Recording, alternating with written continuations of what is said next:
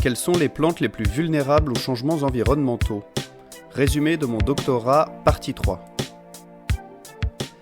Nous savons maintenant de manière certaine que les changements climatiques d'une part et d'utilisation des sols d'autre part vont avoir un impact important sur la distribution des espèces dans les décennies à venir. Et cela paraît logique.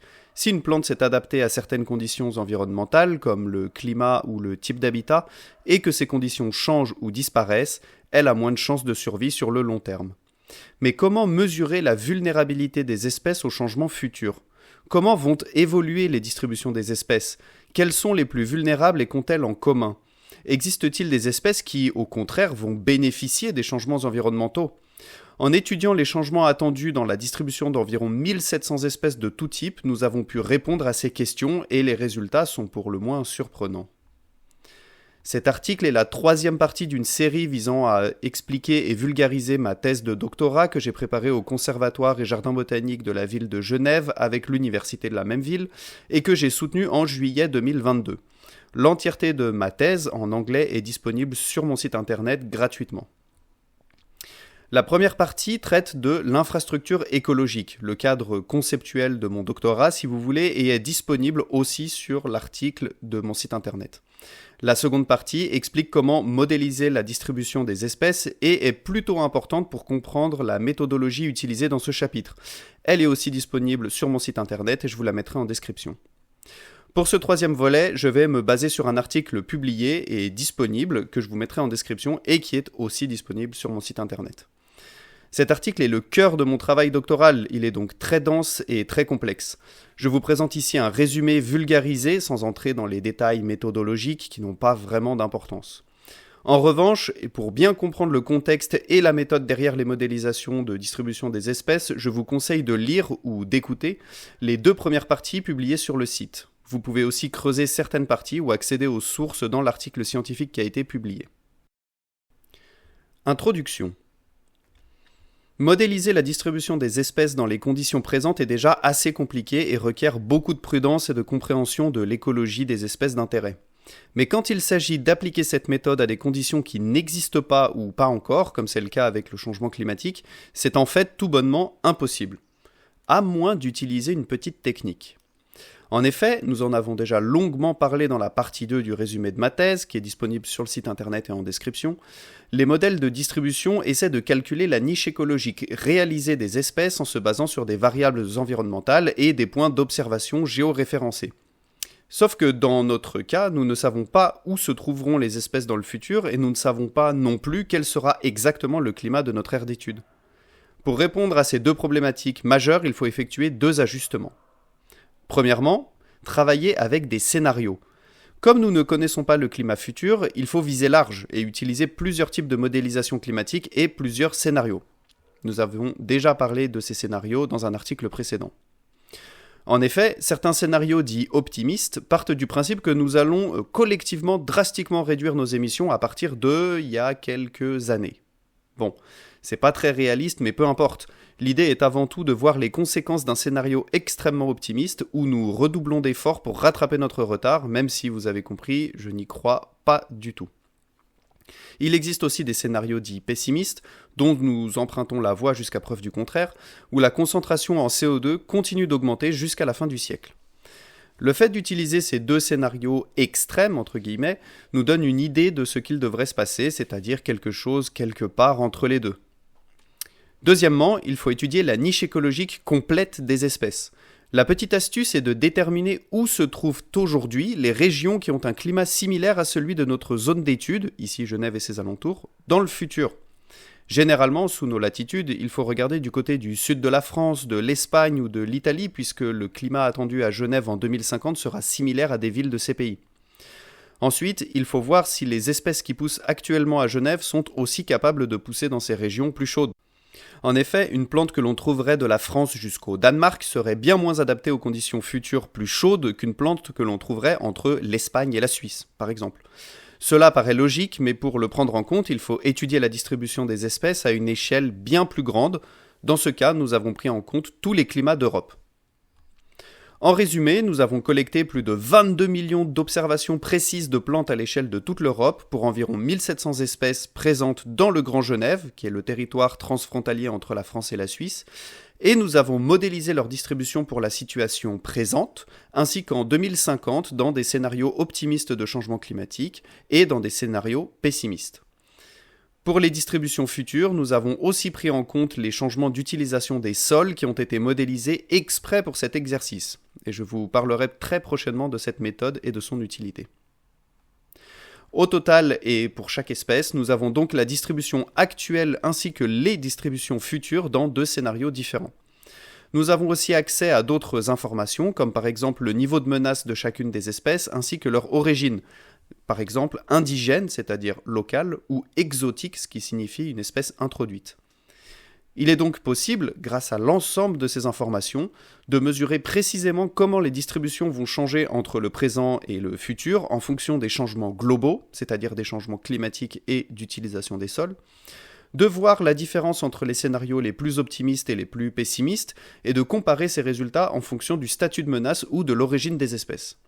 Grâce à ce travail, nous pourrons alors répondre aux questions suivantes. Premièrement, est-ce que les espèces aujourd'hui menacées d'extinction sont plus vulnérables aux changements globaux que les espèces dont les populations sont en bonne santé ? 2. Existe-t-il une différence de vulnérabilité entre les espèces indigènes et les espèces introduites ? 3. Quelle menace aura le plus d'impact sur la vulnérabilité des espèces, le changement climatique ou d'utilisation des sols ? Et 4. Quel est l'impact direct de notre inaction climatique sur la possibilité de survie des espèces dans les prochaines décennies ? Jolie promesse, non ? Méthode. Je vous passe la méthodologie utilisée pour modéliser la distribution des espèces. Elle est résumée dans la figure que je vous présente ici et plus largement développée dans la partie 2 du résumé de ma thèse. C'est assez incompréhensible, mais n'hésitez pas à me contacter si vous souhaitez des détails. Partons donc du principe que nous avons déjà les résultats, c'est-à-dire les distributions actuelles et futures dans 2 scénarios de changement climatique, optimistes et pessimistes. Nous avons alors créé 6 indicateurs pour mesurer comment les changements globaux vont impacter la distribution de nos 1700 espèces de plantes. Premier indicateur, la taille de la distribution.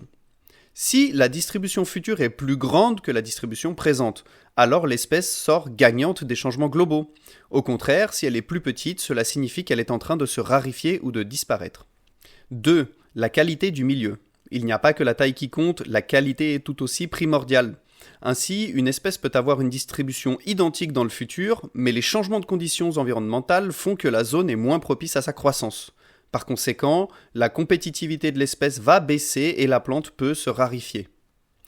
3. La répartition de l'espèce. Cela représente la distribution relative de l'espèce par rapport à la surface totale de l'aire d'étude. Cet indice est très important car une espèce très rare sur le territoire est d'autant plus vulnérable aux changements de conditions et plus à même de disparaître localement qu'une espèce à la répartition très large. 4. La fragmentation. On mesure ici l'évolution de la fragmentation de la distribution des espèces. Si la distribution est plus fragmentée, c'est-à-dire plus découpée par des zones non habitables, alors l'espèce est plus menacée par les changements de conditions que si elle avait une distribution continue sans obstacle. 5. Indice de migration. Si la distribution future se superpose parfaitement avec celle d'aujourd'hui, alors l'espèce est moins vulnérable que si elle ne se superpose pas. Dans ce cas, l'espèce doit migrer et s'installer dans de nouvelles zones, ce qui n'est pas toujours facile dans un laps de temps aussi court. Une migration forcée importante est donc globalement négative pour la pérennité de l'espèce. Au contraire, si les zones actuellement favorables au développement de l'espèce le restent dans le futur, elle n'est pas vulnérable aux changements de conditions. 6. Le potentiel de colonisation. Si l'espèce est en capacité de coloniser de nouvelles zones dans le futur, cela est plutôt bénéfique pour sa survie et réduit sa vulnérabilité aux changements environnementaux. Une fois l'ensemble de ces indicateurs calculés, il nous faut pouvoir les résumer pour qu'ils soient plus faciles à comprendre. On crée alors un indice de vulnérabilité globale qui va de 0 pour les espèces qui vont énormément bénéficier des changements globaux, par exemple distribution agrandie, qualité du milieu améliorée, habitat mieux connecté, etc., jusqu'à 9 pour les espèces extrêmement vulnérables, c'est-à-dire par exemple une distribution plus petite, une qualité moindre du milieu, une fragmentation accrue, etc. Vous trouverez la méthode exacte de calcul de cet indice dans l'article scientifique. Les résultats sont quelque peu surprenants, essayons de les décortiquer et de les discuter. Résultats. Distribution actuelle et future. Les résultats montrent qu'à l'horizon de 2050, 4 espèces de plantes auront disparu de la région genevoise. C'est à la fois peu comparé à notre jeu de données de 1700 espèces, et en même temps, en moins de 3 décennies, c'est énorme.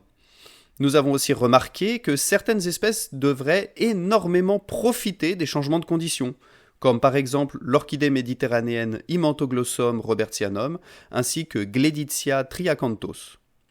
Ces deux espèces sont bien différentes, mais illustrent parfaitement les espèces gagnantes du changement climatique.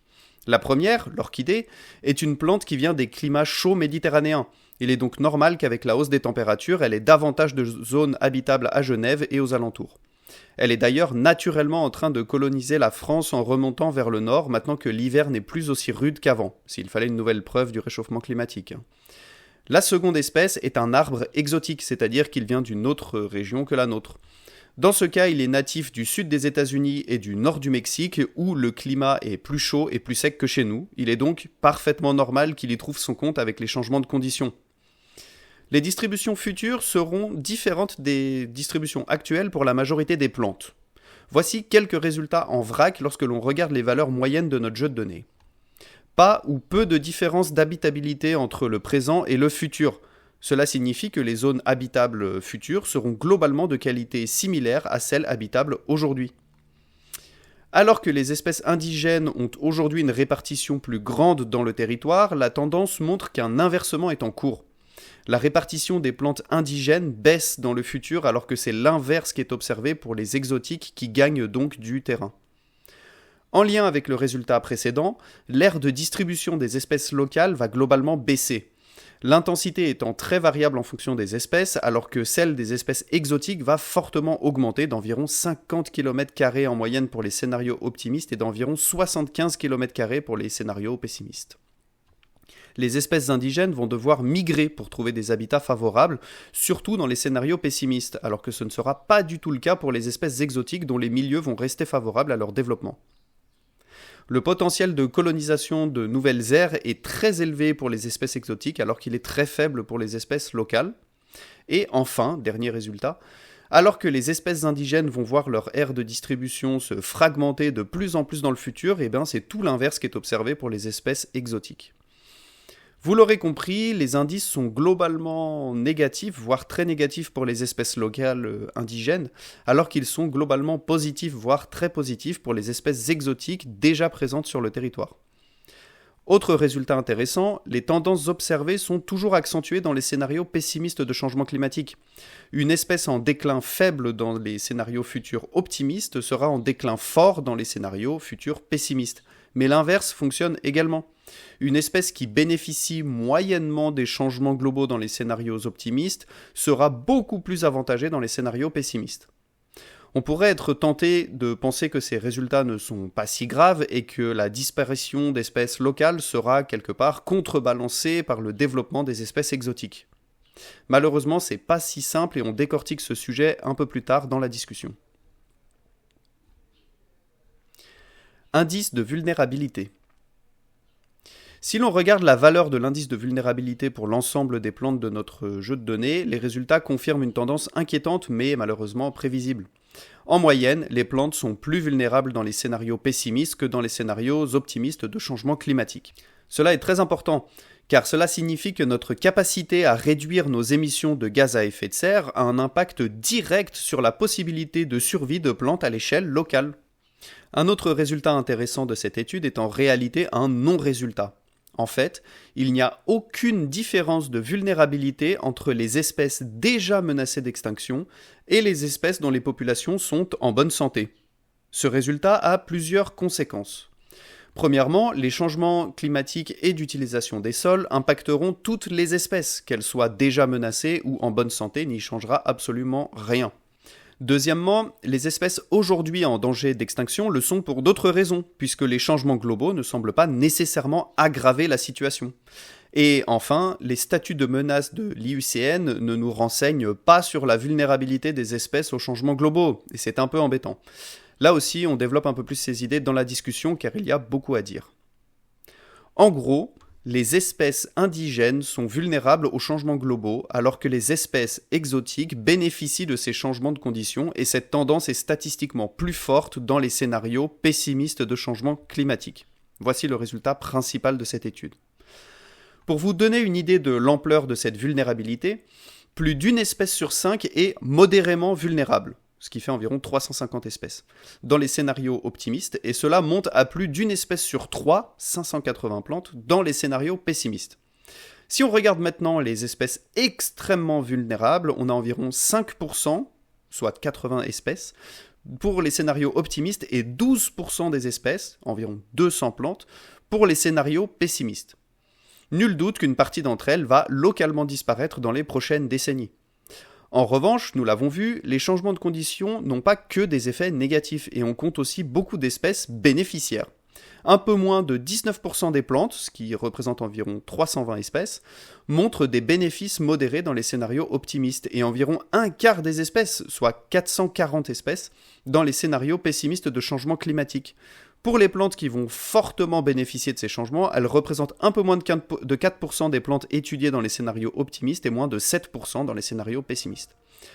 Nous voyons que le nombre d'espèces avantagées par les changements globaux et le nombre de celles désavantagées sont assez proches, même si nous avons un nombre significativement plus élevé d'espèces vulnérables.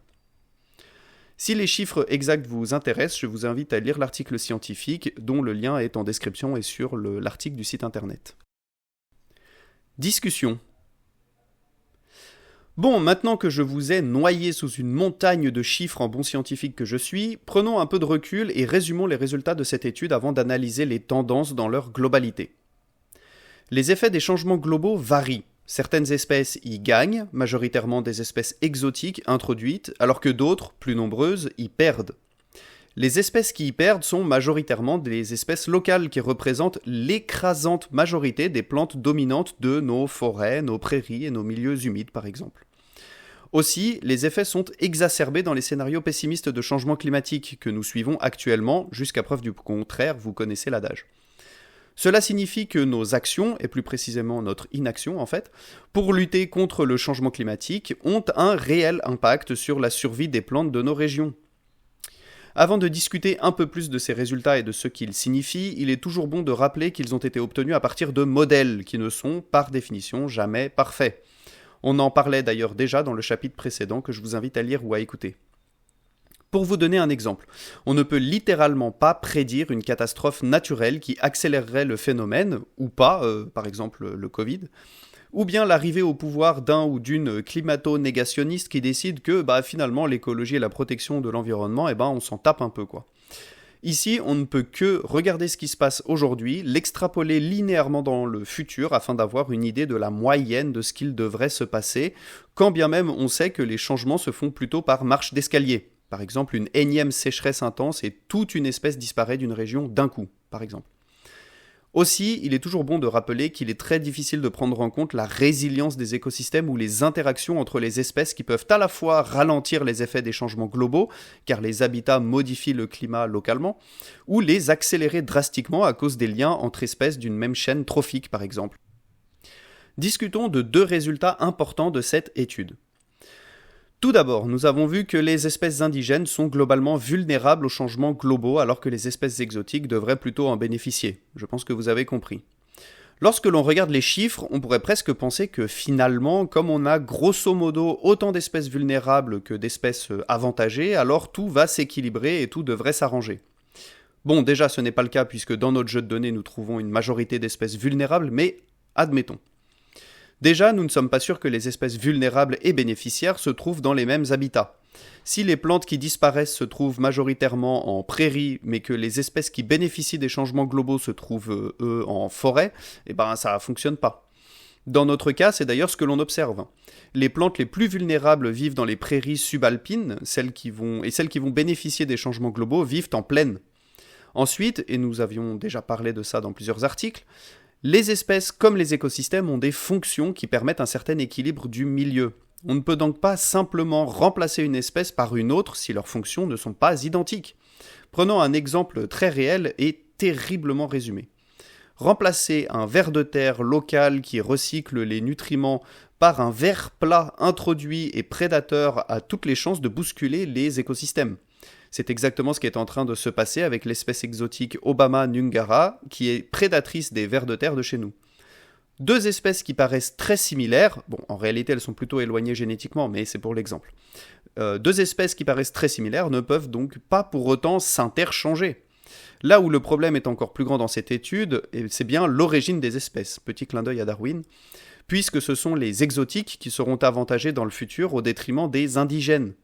Et les espèces exotiques n'ont, par définition, pas évolué dans le nouveau milieu où elles se trouvent, et cela peut avoir de lourdes conséquences, notamment à cause de leur manque d'interaction avec les autres espèces locales. Par exemple, elles peuvent ne pas être mangées. Elles ne servent donc pas de nourriture aux animaux et s'extirpent des chaînes trophiques. Elles peuvent ne pas être attaquées par les maladies locales qui ne les reconnaissent pas, ce qui leur confère un avantage énorme par rapport aux espèces indigènes. Elles peuvent altérer le milieu durablement, modifiant des écosystèmes entiers qui n'étaient pas habitués à leur présence, etc. Il y a plein d'autres exemples. Histoire de finir d'enfoncer le clou, les espèces exotiques de la région sont majoritairement des espèces sélectionnées, introduites et modifiées par les humains pour tout un tas de raisons, généralement esthétiques ou utiles, afin de les garder dans des pots en ville par exemple, mais vraiment pas pour des raisons écologiques qui leur permettraient de remplacer les arbres de nos forêts ou je ne sais quoi. Bref, on ne peut pas remplacer des espèces indigènes par des espèces exotiques, surtout pas en si peu de temps, et encore moins si ce sont des espèces que l'on a sélectionnées pour d'autres usages. Bon, on pourrait parler de cette thématique durant une éternité, c'est littéralement un pan entier de la recherche en écologie, en restauration des écosystèmes et en conservation, mais je soulève ici juste quelques points de réflexion. Bref, l'autre résultat qui, je pense, est très intéressant dans cette étude est l'absence de lien entre la vulnérabilité des espèces et les statuts de menace de l'IUCN. Cela signifie que les changements environnementaux, en particulier le changement climatique, puisque c'est le moteur principal de la vulnérabilité des espèces dans cette situation, vont affecter de la même manière des espèces rares et en danger d'extinction et des espèces communes dont les populations sont en pleine forme. On pourrait être tenté d'imaginer que le changement climatique pourrait alors aider certaines espèces à recouvrer un petit peu de force afin de sortir du danger d'extinction. Mais cela signifie surtout autre chose. Les espèces aujourd'hui en danger d'extinction le sont pour d'autres raisons que le changement climatique. Autrement dit, le changement climatique va ajouter une pression supplémentaire à des espèces déjà clairement menacées et il est assez utopique de penser qu'il va pouvoir aider certaines plantes à surpasser les autres problèmes environnementaux majeurs qui les impactent déjà et à cause desquels elles sont justement en train de disparaître actuellement. Ce résultat indique aussi quelque chose d'un peu terrifiant. Les statuts de menace que nous avons développés ne prennent pas en compte les changements climatiques. En réalité, et nous en avions déjà parlé sur un article sur les plantes carnivores dont le lien est disponible sur le site internet, les statuts de menace sont définis en se basant sur l'évolution passée et la situation actuelle des populations. Ils ne se basent absolument pas sur les menaces futures, et ça, c'est un gros problème. On ne peut donc pas correctement planifier la conservation des écosystèmes si on ne regarde que les situations passées et actuelles, d'autant plus si on considère le temps nécessaire pour étudier les taxons concernés, publier les résultats, changer les statuts de menace, trouver des financements pour mettre en place des mesures environnementales, faire passer les lois nécessaires, appliquer les mesures, les suivre dans le temps, étudier les impacts qu'elles ont eus sur la santé des populations afin de les ajuster, etc., etc. Cela prend un temps de dingue, comme dirait l'autre. Au contraire, prendre en compte dans ces statuts de menace la vulnérabilité aux conditions futures pourrait nous aider à prendre de meilleures décisions et plus rapidement. Voilà tout ce que j'avais à vous dire à propos de cet article. Je trouve personnellement super intéressant de faire ce genre d'études pour mieux connaître les territoires et les vulnérabilités des espèces qui les peuplent. Ce n'est évidemment pas avec ce genre d'articles scientifiques que l'on est publié dans des revues prestigieuses, mais ils produisent pourtant des informations très utiles pour les pouvoirs publics afin de prendre de meilleures décisions de conservation. Merci beaucoup et à la prochaine pour le dernier chapitre de la thèse lorsqu'il sera publié et cela devrait arriver très prochainement au cours de l'année. Si vous souhaitez aller plus loin, vous pouvez vous rendre sur l'article qui est disponible sur le site internet où vous avez quelques liens et vous avez aussi la possibilité de voir, de lire ou d'écouter les 2 premières parties qui sont disponibles sur la chaîne YouTube que je vous invite à aller visiter ou sur le site internet aussi et vous retrouverez tous les liens en description. Merci beaucoup.